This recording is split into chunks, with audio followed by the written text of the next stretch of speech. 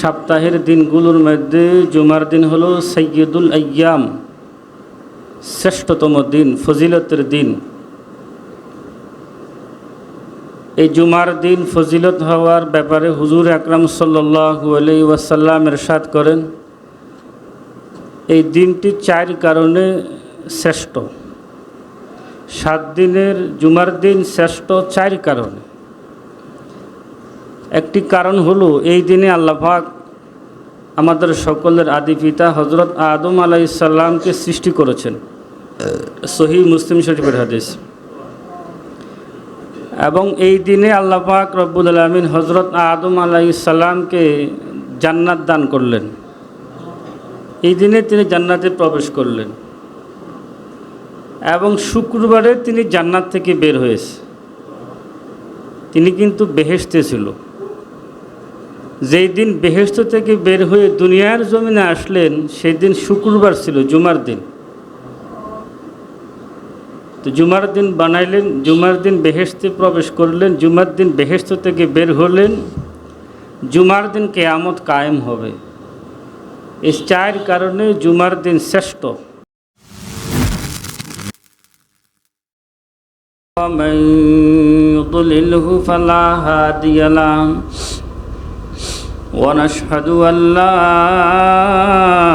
إله إلا الله وحده لا شريك له ونشهد أن محمدا عبده ورسوله الذي أرسله الله تعالى إلى كافة للناس بالحق بشيرا ونذيرا وداعيا إلى الله بإذنه وسراجا منيرا. أما بعد فأعوذ بالله من الشيطان الرجيم. بسم الله الرحمن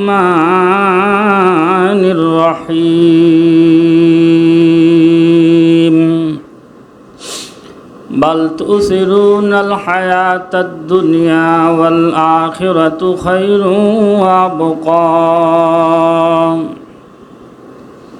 إن هذا لفي الصحف الأولى صحف إبراهيم وموسى.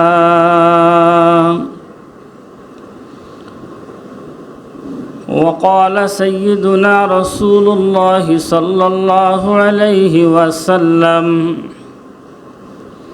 الدنيا جيفة وطالبها كلاب أو كما قال عليه الصلاة والسلام. اللهم صل على محمد وعلى آل محمد كما صليت على إبراهيم وعلى آل إبراهيم إنك حميد مجيد. اللهم بارك على محمد وعلى آل محمد كما باركت على إبراهيم وعلى آل إبراهيم إنك حميد مجيد. اللهم صل على سيدنا محمد كلما ذكره الذاكرون وكلما غفل عن ذكره الغافلون. मुअज़्ज़ज़ मुहतरम हज़रात मुसल्लियान किराम, মহান রব্বুল আলামিনের দরবারে অগণিত অসংখ্য শুকর, যে মহান আল্লাহ রাব্বুল আলামিন আমাদেরকে সুস্থতার নিয়ামত দান করেছেন, আরবি 1447 হিজরি। আজকে মুহররম মাসের শেষ জুমা। আল্লাহ পাকের জুমার দিন আমাদেরকে আল্লাহ পাকের ঘরে হাজিরি দেওয়ার তৌফিক দান করেছেন। সকলে বলি আলহামদুলিল্লাহ। সপ্তাহের দিনগুলোর মধ্যে জুমার দিন হলো সাইয়্যিদুল আইয়াম, শ্রেষ্ঠতম দিন, ফজিলতের দিন। এই জুমার দিন ফজিলত হওয়ার ব্যাপারে হুজুর আকরাম সাল্লাল্লাহু আলাইহি ওয়াসাল্লাম ইরশাদ করেন, এই দিনটি 4 কারণে শ্রেষ্ঠ। 7 দিনের জুমার দিন শ্রেষ্ঠ 4 কারণে। একটি কারণ হলো এই দিনে আল্লাহ পাক আমাদের সকলের আদি পিতা হযরত আদম আলাইহিস সালামকে সৃষ্টি করেছেন। সহিহ মুসলিম শরীফের হাদিস। এবং এই দিনে আল্লাহ পাক রব্বুল আলামিন হযরত আদম আলাইহিস সালামকে জান্নাত দান করলেন। এই দিনে তিনি জান্নাতে প্রবেশ করলেন এবং শুক্রবারে তিনি জান্নাত থেকে বের হয়েছে। তিনি কিন্তু বেহেশতে ছিল। যেই দিন বেহেশত থেকে বের হয়ে দুনিয়ার জমিনে আসলেন সেই দিন শুক্রবার ছিল, জুমার দিন। তো জুমার দিন বানাইলেন, জুমার দিন বেহেশতে প্রবেশ করলেন, জুমার দিন বেহেশত থেকে বের হলেন, জুমার দিন কিয়ামত কায়েম হবে। এই 4 কারণে জুমার দিন শ্রেষ্ঠ দিনে আল্লাহ আমাদেরকে বিভিন্ন আফত বিপদ বলা মুসিবত, অনেক গুনাহের কাজ, ফাহিশা কাজ, অনেকে এখনও জুয়া খেলায়, মদ খেলায়, গাঁজা খায়, দোকানে বসে আছে, ব্যবসা বাণিজ্যের প্রতিষ্ঠানে বসে আছে, ঘরবাড়িতে বসে আছে, মোবাইল, ফেসবুক, ইউটিউব নিয়ে বসে আছে। আল্লাহ পাক আমাদেরকে এই সমস্ত মুসিবত থেকে হেফাজত করে দয়া মায়া করে আল্লাহ পাকের ঘরে আসার তৌফিক দান করেছেন। এটা আল্লাহ পাকের বিশেষ এক রহমত। আল্লাহ আমাদেরকে ভালোবাসেন, এর ভালোবাসার প্রমাণ আল্লাহ পাক যখন কোনো মানুষকে ভালোবাসেন তখন আল্লাহ পাক তাকে নেক কাজ করার তৌফিক দান করেন। সূরাতুল আলা শেষের অংশ থেকে আপনাদের সামনে তেলাওয়াত করেছি। হুজুর আকরাম সাল্লাল্লাহু আলাইহি ওয়াসাল্লামের হাদিস সমূহ থেকে একটি হাদিস শরীফ পাঠ করেছে। আল্লাহ সুবহানাহু ওয়া তাআলা সূরাতুল আলার যে শেষ অংশ থেকে আমি তেলাওয়াত করেছি, এই আয়াতে আল্লাহ পাক আমাদের মানুষের বড় একটা রোগ আল্লাহ আমাদের আলোচনা করলেন, যে আমাদের বড় একটা রোগ আছে, বিশেষ একটা রোগ, বড় রোগ। এই রোগটি আল্লাহ পাক আমাদেরকে দেখাই দিলেন। ডাক্তারের কাজ হলো ডাক্তার টেস্টের মাধ্যমে রোগ নির্ণয় করে শুধু রোগীকে বিদায় করে দেয় না, আবার রোগের চিকিৎসার ব্যবস্থাও দিয়ে দেয়। আল্লাহ সুবহানাহু ওয়া তাআলা এই আয়াতে আমাদের রোগ নির্ণয় করে দিলেন, বান্দা তোমাদের একটা রোগ আছে। এই রোগের চিকিৎসাও আল্লাহ পাক এই আয়াতে বলে দিলেন। আমাদের মৌলিক যে সবচেয়ে বড় রোগ সেটা আল্লাহ বলেন, বাল তুসিরুনাল হায়াতাদ দুনিয়া। মানুষের সবচেয়ে বড় একটা রোগ হলো মানুষ দুনিয়ার হায়াতকে আখিরাতের হায়াতের উপরে প্রাধান্য দেয়। এটা আমাদের রোগ। দুনিয়ার হায়াতের উপরে আমরা কোন হায়াতকে প্রাধান্য দিই? আখিরাতের হায়াতের উপরে দুনিয়ার হায়াতকে প্রাধান্য দিই, এটা আমাদের রোগ। কিন্তু আমাদের উচিত ছিল আখিরাতের হায়াতকে প্রাধান্য দেওয়া দুনিয়ার হায়াতের উপরে। দুনিয়ার এই হায়াত দিয়ে আখিরাতকে অর্জন করতে হয়। এটা হলো মুমিনের আলামত, মুমিনের বৈশিষ্ট্য। যে মুমিন দুনিয়ার জিন্দেগি দিয়ে আখিরাত অর্জন করবে, দুনিয়ার ভোগবিলাসিতা আর অর্থ সম্পদ যতটুক হাসিল হলো কি হলো না, আসলো কি আসলো না, যাই হলো, এটা হলো মুমিনের আলামত। আর যাদের বৈশিষ্ট্য হলো আখিরাত যতটুক অর্জন হোক বা না হোক, আমার দুনিয়া ঠিক থাকুক, এটা হলো মুনাফিকের আলামত। এটা হলো মুনাফিকের আলামত। আল্লাহ পাক বলে এটা তোমাদের বড় রোগ। ওয়াল আখিরাতু খায়রুন ওয়া আবকা। আখিরাত হলো সর্বোত্তম এবং ওয়া আবকা চিরস্থায়ী, যে হায়াতের কোনো শেষ নাই। আমরা তো তুচ্ছ দুনিয়া নিয়ে বসে আছি। দুনিয়ার ভোগ বিলাসিতা হলো তুচ্ছ, আখিরাতের ভোগ বিলাসিতা হলো উচ্চ। দুনিয়ার ভোগ বিলাসিতা হলো ক্ষণস্থায়ী, আখিরাতের ভোগ বিলাসিতা হলো চিরস্থায়ী। এক বাদশাহ দেখেন কিভাবে চিরস্থায়ী, আমরা কিভাবে দুনিয়াকে প্রাধান্য দিয়ে আছি। বাদশার এক বান্দি বিক্রি করবে, বান্দি বলে, বাদশাহ আপনি আমাকে বিক্রি করিয়েন না, আপনি বাদশার কাছে থাকতে আমি পছন্দ করি। বাদশাহ বলে, না বান্দি তোমার আমি বিক্রি করে দিব, রাখবো না। তো বান্দি বলে, বাদশাহ যদি আমারে বিক্রি করেন আমি নামাজ কালাম পড়ি, একজন নামাজি কালামি মানুষের কাছে আমাকে বিক্রি করিয়েন। যে যার কাজ করার পরে আমাকে নামাজ পড়ার সুযোগ দেয়, আল্লাহ পাকের জিকির আজকার করার সুযোগ দেয়, এমন একজন মানুষের কাছে আমাকে বিক্রি করিয়েন। তো ক্রেতা খুঁজে পায় না, খুঁজতে খুঁজতে মসজিদের মুসল্লি একটারে পাইল। এই মুসল্লি বাদশার এই বান্দিকে কিনে নেবে, ক্রয় করে নেবে। মুসল্লি জিজ্ঞেস করলো, বাদশাহ আপনার বান্দির মূল্য কত? বাদশাহ বললেন, দেখেন আমার বান্দির মূল্য হলো, আপনি দিনদার মানুষ, আমার বান্দিও একজন দিনদার মানুষের কাছে যাইতে চায়, তা আপনি ইনসাফ করে যেটা ভালো হয় ন্যায্য মূল্য আপনি দিয়ে দেন। মুসল্লি ইমানদার বললেন যে না, আপনারটা আপনি ঠিক করে দেন, মাল আপনার মূল্য আপনিই বলবেন, আমি বলবো না। কয় না, আপনি স্বেচ্ছায় আপনি খুশি মনে আপনি যেটা মূল্য বলবেন সেটাই দিয়ে দেব।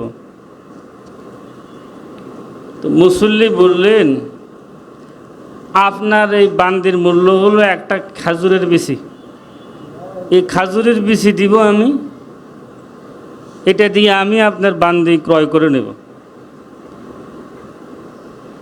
বাদশাহ বললেন, দেখেন হলে দামটা ঠিক মতো বলেন, না হলে আপনাকে আমি ফ্রি দিয়ে দেব, কিন্তু এটা তো দাম হয় না, আপনি একটু বুঝে শুনে বলেন। মুসলমান ইমানদার বলল যে আমি বুঝে শুনে বলছি, দাম আমি হিসেবে বেশি বলছি, আরও কম ছিল। একটা খেজুরের বিচি সমান একটা খেজুরের বিচি দিব, আপনার বান্দির মূল্য এর চেয়ে বেশি আমার পক্ষে দেওয়া সম্ভব নয়। বাদশাকে আমি আপনাকে ফ্রি দিব, আপনি দামটা ঠিক করে বলেন। কয় আপনি কিভাবে ঠিক করবেন, আপনার মালের মধ্যে তো সমস্যা আছে। আপনার মালের মধ্যে কি আছে? আপনার বান্দির সমস্যা আছে, আমি দাম যতটুকু বলছি বেশি বলছি। তো কী সমস্যা? এক নম্বর সমস্যা, আপনার বান্দির মুখে গন্ধ কয়, দুর্গন্ধ আছে, বগলের দুর্গন্ধ, এই দুইটা বাইরের সমস্যা। এরপরে ভিতরে আরও 3টি ময়লার ট্যাঙ্কি আছে, একটি পায়খানার ট্যাঙ্কি, আর একটি পেশাবের ট্যাঙ্কি, আর এটা হলো রক্তের ট্যাঙ্কি। এতগুলো সমস্যা, আমি যে একটা খেজুরের বিচি বলছি দামটা বেশি বলছি, কারণ আমি আপনাকে একটা খেজুরের বিচি পরিশোধ করতে গেলে এই খেজুরের দানাটা আমাকে তালাশ করতে হবে, এটা আমাকে খুঁজে আনতে হবে। যে টাইমটা আমি খেজুরের দানাটা তালাশ করব, এই টাইমটা যদি আমি আল্লাহর জিকির করি, জান্নাতে আমার মর্তবা কয়েক গুণ বেড়ে যাবে। যতটুক টাইমে আমি খেজুরের দানা তালাশ করব, এতটুক টাইমে যদি আমি আল্লাহর কোরআন তেলাওয়াত করি, এর চাইতে উত্তম বিবি জান্নাতের 72 জন হুর আল্লাহ আমাকে দান করবে। হুরে গেলমা যেতে নেয়ামত হায় তু, হুরে গেলমা যেতে নেয়ামত হায় তু, सबसे बढ़कर नेमत दीदार तू, तालील कुरान पसंद पेश खुदा, হুর গেলমা লাজারম বাহারস ফেদা। আমি আল্লাহর ইবাদত করলে স্বয়ং আমার মাওলার সঙ্গে দিদার হয়ে যাবে। কত দামি নেয়ামত! আল্লাহ পাকের দিদারের চাইতে আর কোনো দামি নেয়ামত হতে পারে না। যদি আমি আল্লাহ পাকের কালাম তেলাওয়াত করি, তেলাওয়াতের বিনিময়ে আল্লাহ পাক আমাকে জান্নাতের হুর দান করবে। তালিল কুরআন পছন্দ পেশে খুদা, হযরত জালালউদ্দিন রুমি রহমতুল্লাহ আলাইহি বলেন, তালিল কোরআন ফাসাদ ফে শে খুদা হুরে গেল মালা জারাম বাশার বাহারেশ ফেদা। যারা কোরআন শরীফ পড়ে তাদেরকে আল্লাহ পাক জান্নাতের হুর দান করবে, জান্নাতের হুর। লাম ইয়াতমিসহুন্না ইনসুন ক্বাবলাহুম ওয়ালা জান, যাদেরকে জীবনে কোনো দিন জিন ইনসান স্পর্শ করে নাই, এমন হুর যাদের শরীরে কোনো দুর্গন্ধ নাই, পেটে কোনো পায়খানাও নাই, পেশাবও নাই। তাদের মাথার দুইটি চুল যদি আকাশ থেকে জমিনের দিকে টানাইয়ে দেওয়া হতো, কিয়ামত পর্যন্ত জমিনে কোনো দিন মেশক আর সেন্টের কোনো দরকার ছিল না, এত সুগন্ধি এদের মধ্যে। তো মুসল্লি বললেন, আমি দাম বেশি বলছি, আমি দাম বেশি বলছি। তো দুনিয়ার হায়াত হাফেজে সিরাজি রহমতুল্লাহ আলাইহি প্রথম জমানায় শায়েখের দরবারে যাইতেন। তো যাইতে যাইতে বাদশার দরবারে যখন যাইতেন, এক বান্দির লগত তার প্রেমের সম্পর্ক হয়ে গেছে হাফেজে সিরাজি রহমতুল্লাহ আলাইহি। এখন হাফেজে সিরাজি রহমতুল্লাহ আলাইহির শায়েখ মুর্শিদ বুঝতে পারছে যে আমার মুরিদের তো একটা রোগ ধরছে। কি ধরছে? রোগ। হালাল স্ত্রী সাথে চলাফেরা না করে ভিন্ন মহিলার সাথে চলাফেরা করা, এটা দুনিয়ার ভোগবিলাসিতা অর্জন করার জন্য, এটা নাজায়েজ কাজ, হারাম কাজ, আখিরাতকে বিসর্জন দেওয়ার কাজ, নেকের কাজ নয়, এটা গুনার কাজ। পীরের মুরিদের এই রোগ, নিজের স্ত্রী তো আছে, পরের স্ত্রীর প্রতি আসক্ত, এটা একটা বড় রোগ, মারাত্মক রোগ। এটাকে কিতাবের পরিভাষা বলা হয় এশকে মাজাজি। যারা ভিন্ন মহিলার প্রতি দুর্বল, ভিন্ন মহিলার প্রতি আসক্ত, এই রোগটাকে কিতাবের পরিভাষা বলা হয় এশকে মাজাজি। এশকে মাজাজির রোগ হাফেজে সিরাজি। মহিলার সঙ্গে কথা বলে মহিলার উপরে আসক্ত হয়ে গেছে, একদিন, দুই দিন, তিন দিন, সব সময় মহিলার প্রতি আসক্ত। হাফেজে সিরাজি রহমতুল্লাহ আলাইহি একবার গিয়ে দেখে যে ওই মহিলাটাকে আর দেখা যাচ্ছে না, খুঁজে পাচ্ছে না। তো মানুষকে জিজ্ঞেস করলো যে এই মহিলাটা কোথায় গেল? কয় যে সে তো মারা গেছে, সে মারা গেল। তখন হাফেজে সিরাজি বলে, হায় রে, আমি কোন জিনিসের লগে প্রেম করলাম যেটা মারাই গেল? এমন একটা জিনিসের সাথে যদি আমি ভালোবাসা প্রেম করতাম যেটা কবরে যাইলেও জিন্দা, হাসরের ময়দানও জিন্দা, আল্লাহর বেহেশতেও জিন্দা থাকে। আল্লামা জালালউদ্দিন রুমি রহমতুল্লাহকে এশকে রাবা হাইয়ুবা কাইয়ুমদার, এশকে রাবা হাইয়ুবা কাইয়ুমদার, এশকে রামরুদানা বাশদ ফায়দার, এশকে রামরুদানা বাশদ ফায়দার। জগৎবাসী মুর্দা জিনিসের সাথেও মনকে লাগাইও না, মনকে এমন একটা জিনিসের সঙ্গে লাগাও যেটা কবর যাইলেও জীবিত থাকে, হাসর যাইলেও জীবিত থাকে, জান্নাত যাইলেও জীবিত থাকে। আল্লাহর সঙ্গে যদি নাকি বন্ধুত্ব কায়েম করা যায়, এটা কবরও জীবিত, হাসরও জীবিত, ফুলসেরাতও জীবিত, আল্লাহর বেহেশতের মধ্যেও জীবিত থাকে। তখন হাফেজে সিরাজি রহমতুল্লাহ আলাইহি চিন্তা করলো, হায় রে, আমি তো খামাখা অনর্থক দুনিয়ার একটা মূল্যবান সময় নষ্ট করে দিছি। এই সময়টা যদি আমি আমার মাওলার জিকির করতাম তো আমি আমার মাওলাকে পাইতাম। যেই মহিলার জিকির করলাম সে তো চলে গেল, আমার সময়টা তো নষ্ট করলো।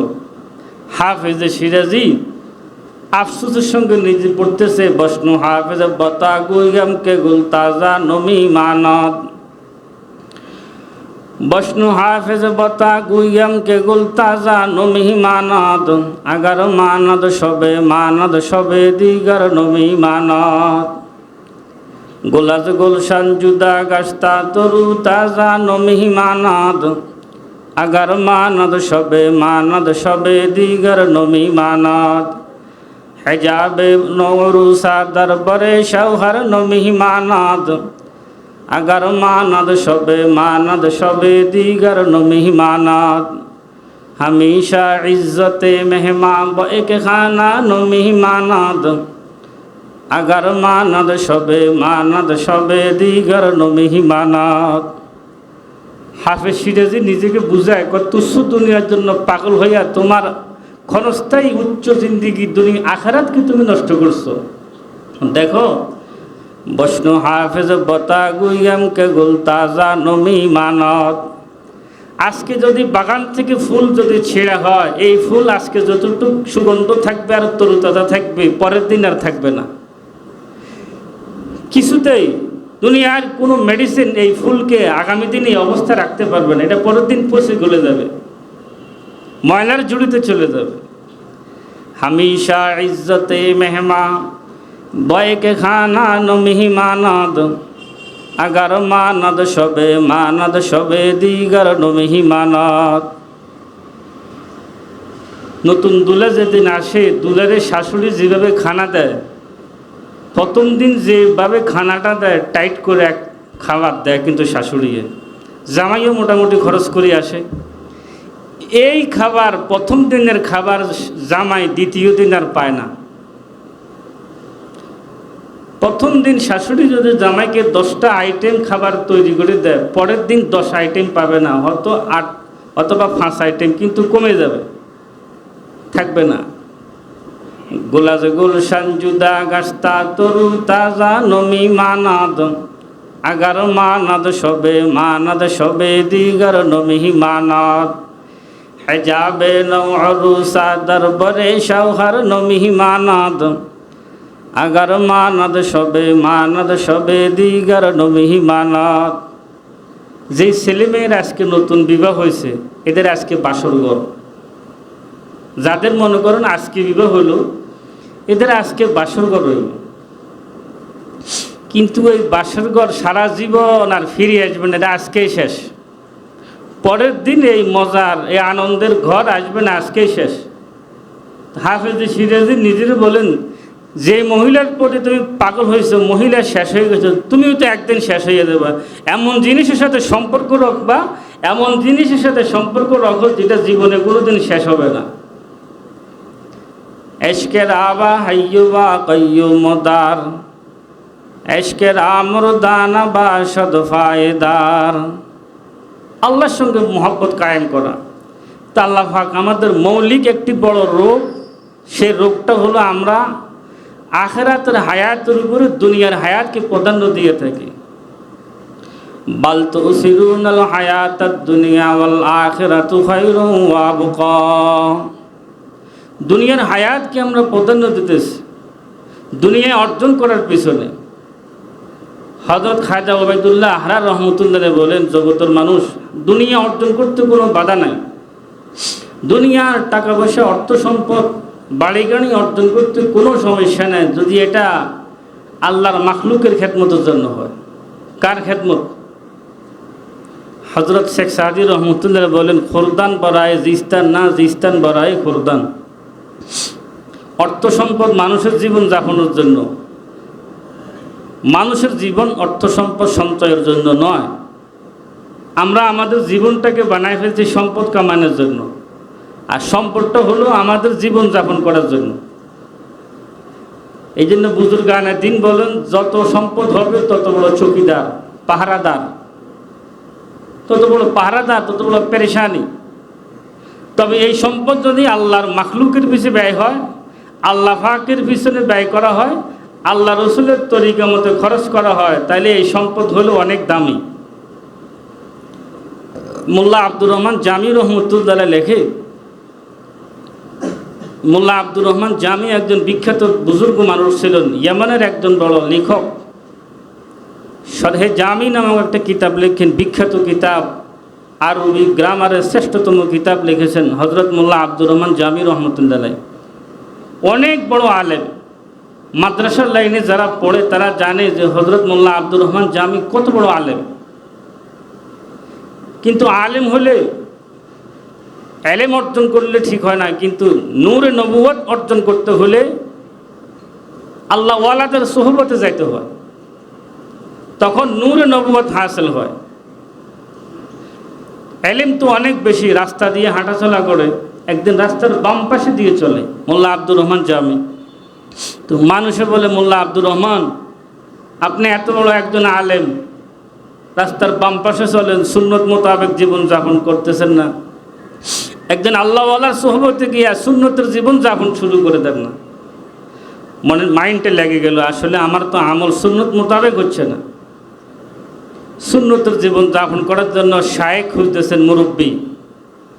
তালাশ করতে করতে দীর্ঘ কয়েকদিন সফর করে একজন শায়েখের দরবারে গেলেন। শায়েখ হলো হযরত খাজা ওবায়দুল্লাহ আহরার রহমতুল্লাহ আলাইহি। উনার দরবারে গেলেন, যায়া দেখে খাজা ওবায়দুল্লাহ আহরার রহমতুল্লাহ আলাইহির দরবার হলো একবার রাজা বাদশাদের দরবারের মতো, চাকচিক্য, সোনালি কালার, লাইট আর লাইট জ্বলে। এখন মোল্লা আব্দুর রহমান জামি রহমতুল্লাহ বলে, এই লোকে আমার কি আল্লাহ সন্ধান দেবে? তিনি নিজেই তো দুনিয়াদার, তিনি নিজেই তো দুনিয়াদার, দুনিয়া কামায়। তো ওনার খান কাজ এত চাকচিক্য, রাজা বাদশার চেয়ে আরও বেশি সুন্দর। তিনি আমাকে কি দুনিয়ার থেকে ছড়াইয়া আল্লাহর সঙ্গে সম্পর্ক করবে? তিনি নিজেই তো দুনিয়াদার। খানকে গিয়া খাজা ওবায়দুল্লাহ আহরার রহমতুল্লাহ আলাইহিকে দেখলেন যে তিনি বসে আছে।